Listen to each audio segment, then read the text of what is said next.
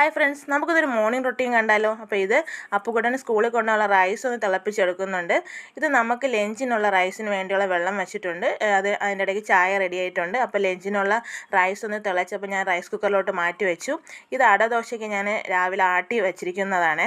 അത് കഴിഞ്ഞ് Appukuttan soybean fry ആണ്. അപ്പോൾ അതിനുള്ള മസാലയൊക്കെ പുരട്ടി വെച്ചതിന് ശേഷം ചോറൊന്ന് ഊറ്റിയെടുത്തിട്ടുണ്ട്. അപ്പോഴേക്കും ഫ്രൈ ചെയ്ത് എടുത്തുകൊണ്ടിരിക്കുന്നുണ്ട്. പിന്നെ കേർഡ് റൈസാണ് അവന്. അപ്പോഴേക്കും ഞാൻ അതിൻ്റെ വറവൊക്കെ ഇട്ട് റെഡിയാക്കി എടുത്തിട്ടുണ്ട്. അതിൻ്റെ കൂടെ തന്നെ ഞാൻ പച്ചക്കറിയൊക്കെ കട്ട് ചെയ്തുകൊണ്ടിരിക്കുന്നുണ്ട്. പിന്നെ അത് കഴിഞ്ഞ് അപ്പുവിൻ്റെ ലഞ്ച് ഒന്ന് പാക്ക് ചെയ്തു. കേർഡ് റൈസും സോയാബീൻ ഫ്രൈയും കൂടെയാണ് അവന് സെറ്റ് ചെയ്ത് കൊടുത്തുവിട്ടു.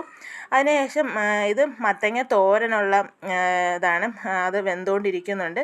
ഇപ്പുറത്ത് മീനിലുള്ളത് അതും ഒന്ന് ഫ്രൈ ആയിക്കൊണ്ടിരിക്കുന്നുണ്ട്.